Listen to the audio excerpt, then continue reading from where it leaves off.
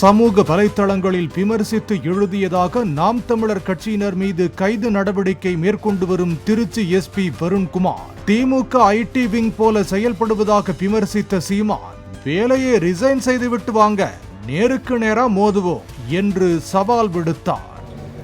இவ்வளவு நாள் எழுதுனதுக்கு நாங்கள் வழக்கு போடுறதா? ஒரு 2 மாதம் அவங்கள எழுதுன நாங்கள் எழுதலை, யாரோ எழுதுகிறாங்க, அவங்களால தாங்க முடியல.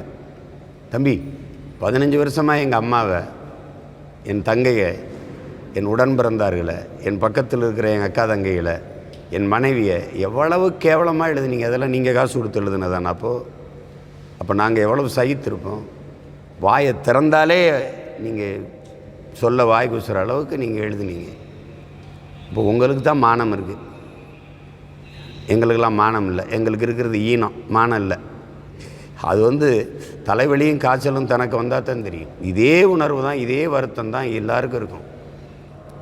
விக்கிரவாண்டி பகுதியில், விழுப்புரம் அந்த மாவட்டத்தில் காவல் நிலையம் இருக்குல்ல, அங்கே இருக்கிற தென்காசிக்கு ஊருக்கு போனவர் போய் கைது பண்ணி அவரை திருச்சியில் கொண்டு வந்து அவர் சிறையில் அடைக்கப்படுறார். இப்போ அரசு எங்கே இருக்குது? யார்கிட்ட இருக்குது? தம்பி, நீ எதுக்கு ஐபிஎஸ் படித்தா? அந்த வேலையை தான் பார்க்கணும். நீ திமுகவின் ஐடி விங்கில் வேலை பார்க்கணுமா? இந்த வேலையை ரிசைன்மெண்ட் போய் பார்க்கணும். புரியுதா? இத்தனை போலீஸ் இருக்கும்போது உங்களோட எங்களுக்கு பகை எதுக்கு, எங்களோட பிரச்சனை எதுக்கு வருது? நீங்கள் உருவாக்குறீங்க. அப்படி பெரிய வீரம்னா அவங்க நேருக்கு நேரம் மோதுவோம், அதை செய்வோம். அதிகாரத்தில் இருந்துக்கிட்டு வழக்க போடுறது எஃப்ஐஆர். நான் புதுசாக எஃப்ஐஆர் பார்க்க போகிறேன்னா தம்பி, புதுசாக எஃப்ஐஆர் பார்க்க போகிறேன்னா சொல்லுங்கள். 138 வழக்கு இதுவரை இருக்குது. எனக்கு வழக்கு இல்லாத நீதிமன்றங்கள் இல்லை, மாவட்டம் இல்லை. நீ புதுசாக போட்டு என்ன? அவர் பொறுப்பை உணர்ந்து வேலை செய்யணும். நீங்கள் கூலிக்கு வேலை செய்கிறீங்க, நான் கொள்கைக்கு போராடுறவன், எனக்கு இதெல்லாம் ஒன்றும் இல்லை. உயிருக்கு துணிஞ்சவனுக்கு எல்லாம் சாதாரணம்.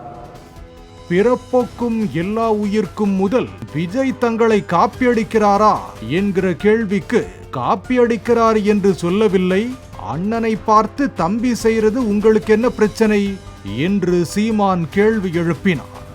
காப்பியடிக்கிறான்னு சொல்லல, அண்ணனை பார்த்து தம்பி செய்கிறதுல என்ன உங்களுக்கு பிரச்சனை? பிறப்போக்கும் நானும் வள்ளுவன் மகன், அவரும் வள்ளுவர் மகன். ரெண்டாவது நான் பிறப்போக்கும்னு நான் முன்னாடி கொண்டு வந்தேன், அதை அவர் எடுத்துகிட்டு வர்றாரு. இப்போ யானையை வச்சு கதை தான். யானை கேரளாவுக்கு சொந்தம், உத்தரப்பிரதேசத்துக்கு சொந்தம்லாம் கிடையாது. யானை எல்லாருக்கும் சொந்தம். நான் அதில் பெருமை தான் அடைகிறேன். ஒருவேளை என் தம்பி பறக்கட்டும் பறக்கட்டும் புலிக்கொடி, சிறக்கட்டும் சிறக்கட்டும் தமிழ் கொடின்னு எங்களுடைய கொடி வணக்கப்பாட்டில் வருது.